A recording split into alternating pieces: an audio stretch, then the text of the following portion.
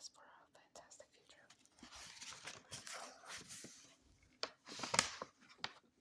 Chapter 1, Elon's World. Do you think I'm insane? This question came from Elon Musk near the very end of a long dinner we shared at a high-end seafood restaurant in Silicon Valley. I'd gotten to the restaurant first and settled down with a gin and tonic, knowing Musk would, as ever, be late. After about 15 minutes, Mark showed up wearing leather shoes, designer jeans, and a plaid dress shirt. Musk stands 6'1", but ask anyone who knows him and they'll confirm that he seems much bigger than that. He's absurdly broad-shouldered, sturdy and thick. You'd figure he would use his frame to his advantage and perform an alpha male strut when entering a room. Instead, he tends to be almost sheepish, his head tilted slightly down while walking, a quick handshake hello after reaching the table, and then button seat. From there, Musk needs a few minutes before he warms up and looks at ease. I'm going to start off whispering just to warm up my voice, and then transition to soft voice, because I find that when I start with soft voice as opposed to whispering, it's just scary. It's scary. So I'm gonna transition from whispering to soft voice. I don't want to scare anyone. Musk asked me to dinner for a negotiation of sorts. 18 months earlier, I'd informed him of my plans to write a book.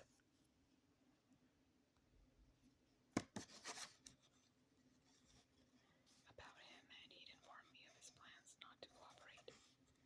His rejection stung, but thrust me into dogged reporter mode. If I had to do this book without him, so be it. Plenty of people have left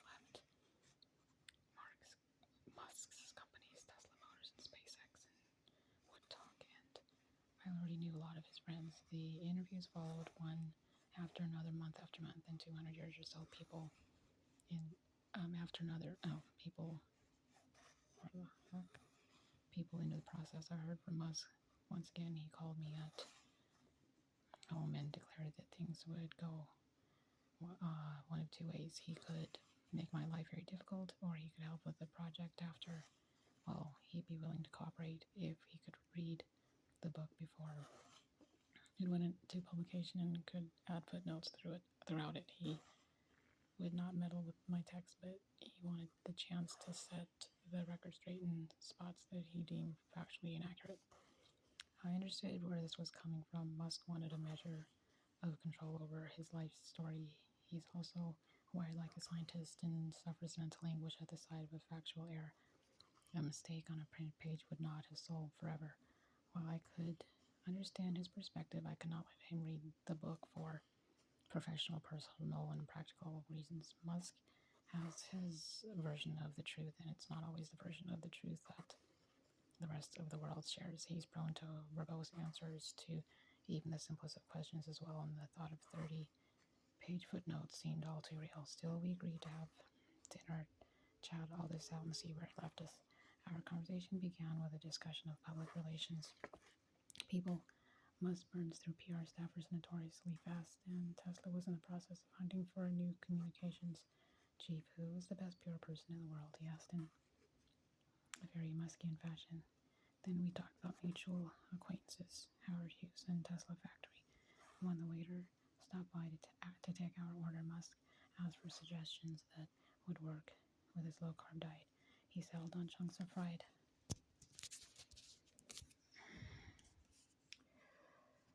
lobster soaked in black squid ink. The negotiation hadn't begun, and Musk was already dishing. He opened up about the major fear keeping him up at night, namely that Google's co-founder and CEO Larry Page might well have been building a fleet of artificial intelligence-enhanced robots capable of destroying mankind.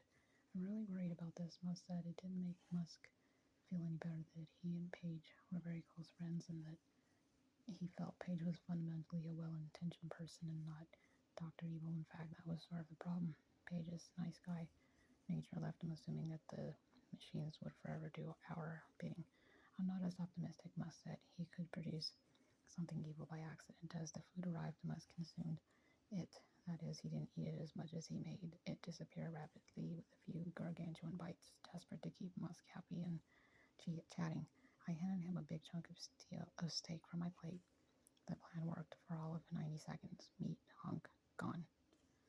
It took a while to get Musk off the artificial intelligence doom and gloom talk and to the subject at hand. Then, as we drifted toward the book, Musk started to feel me out, probing exactly why it was that I wanted to write about him and calculating my intentions. When the moment presented itself, I moved in and seized the conversation. Some adrenaline released and mixed with the gin, and I launched into what was meant to be a 45-minute sermon about all the reasons Mark should let me burrow deep into his life and do so while getting exactly none of the controls he wanted in return. This speech revolved around the inherent limitations of footnotes, Musk coming off like a control freak, and my journalistic integrity being compromised. To my great surprise, Musk cut me off after a couple of minutes and simply said, okay. One thing that Musk holds in the highest regard is resolve, and he respects people who continue on after being told no. Dozens of other journalists had asked him to help with the book.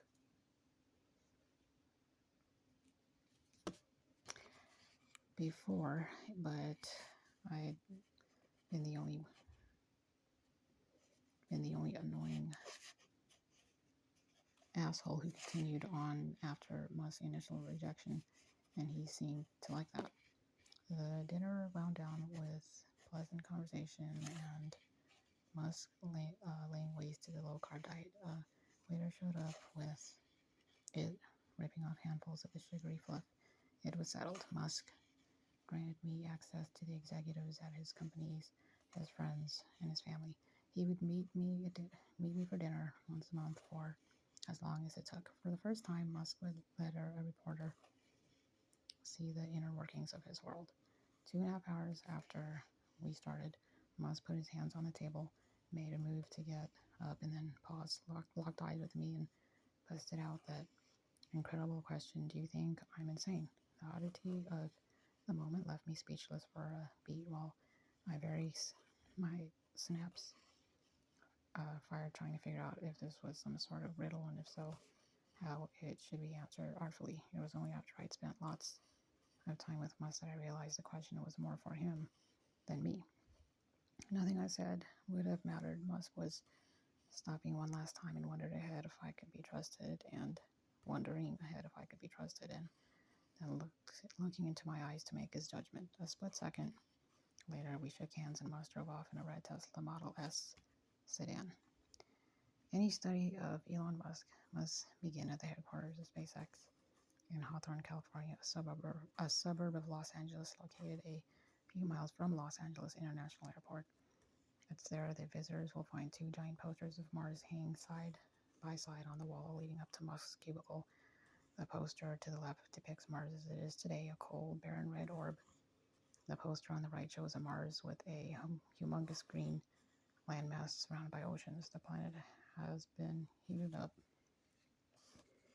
and transformed to suit humans. Musk fully intends to try and make this happen. Turning humans into space colonizers is his state's life's purpose. I would like to die thinking that humanity has a bright future, he said. If we can solve sustainable energy and be well on our way to becoming a multi-planetary species with a self-sustaining civilization on another planet to cope with the worst-case scenario happening and extinguishing human consciousness then, and here he paused for a moment, I think that would be really good.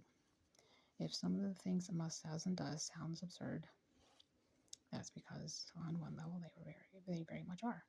On this occasion, for example, Musk's assistant had just handed him some cookies and cream ice cream with sprinkles on top, and he then talked earnestly about saving humanity while a blotch of the dessert hung from his lower lip. Okay, Musk's ready willingness to tackle impossible things has turned him into a deity in Silicon Valley, where fellow CEOs like Page speak of him in reverential awe, and budding entrepreneurs strive to be like Elon, just as they had been striving in years past to mimic Steve Jobs.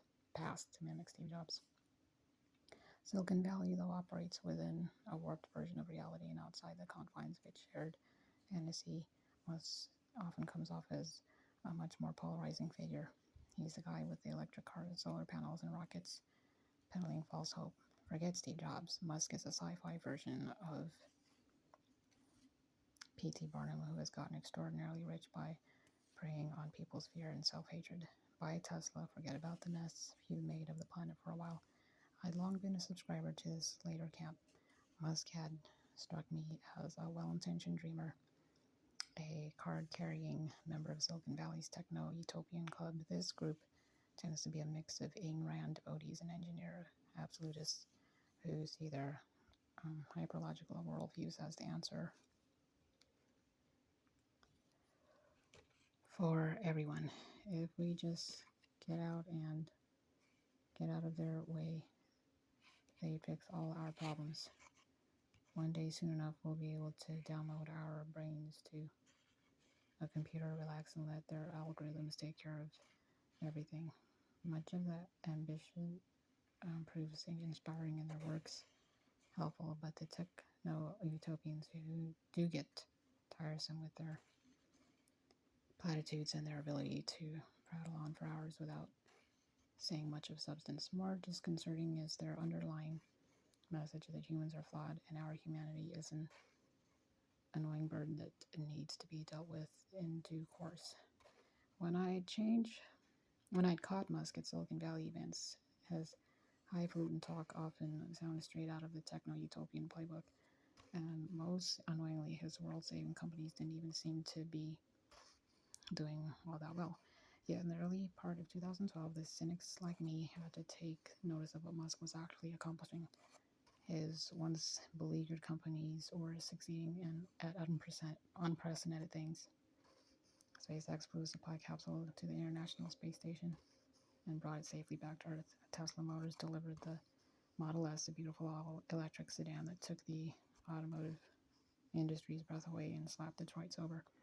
These two feats elevated Musk to the rarest heights among business titans. Only Steve Jobs could claim similar achievements in two such different industries, sometimes putting out a new Apple product and a blockbuster Pixar movie in the same year. And yet Musk was not done. He was also the chairman and largest shareholder of Solar City, a booming solar energy company poised to file for an initial public offering. Musk had somehow delivered the biggest advances the space, automotive, and energy industries had seen in decades in what felt like one fell swoop. It was in 2012 that I decided to see what Musk was like firsthand and to write a cover story about him for Bloomberg Business Week. At this point in Musk's life, everything ran through his assistant/loyal appendage, Mary Beth Brown. She invited me to visit what I've come to refer to as Muskland. Anyone arriving at Muskland for the first time will have, kind of shaky here, will have the same head-scratching experience. You're told to park at 1 Rock Road in Hawthorne, where SpaceX has its HQ. It seems impossible that anything good could call Hawthorne home. It's a bleak part of Los Angeles County in which groupings of rundown houses, rundown shops, and rundown eateries surround huge industrial complexes that appear to have been built during some kind of architectural boring rectangle movement. Did Elon Musk really stick his company in the middle of this trek?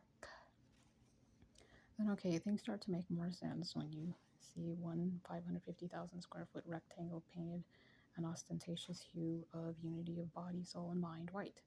This is the main SpaceX building. It was only after going through the front doors of SpaceX that the grandeur of what this man had done became apparent. Musk had built an honest-to-God rocket factory in the middle of Los Angeles, and this factory was not making one rocket at a time. No, it was making many rockets from scratch.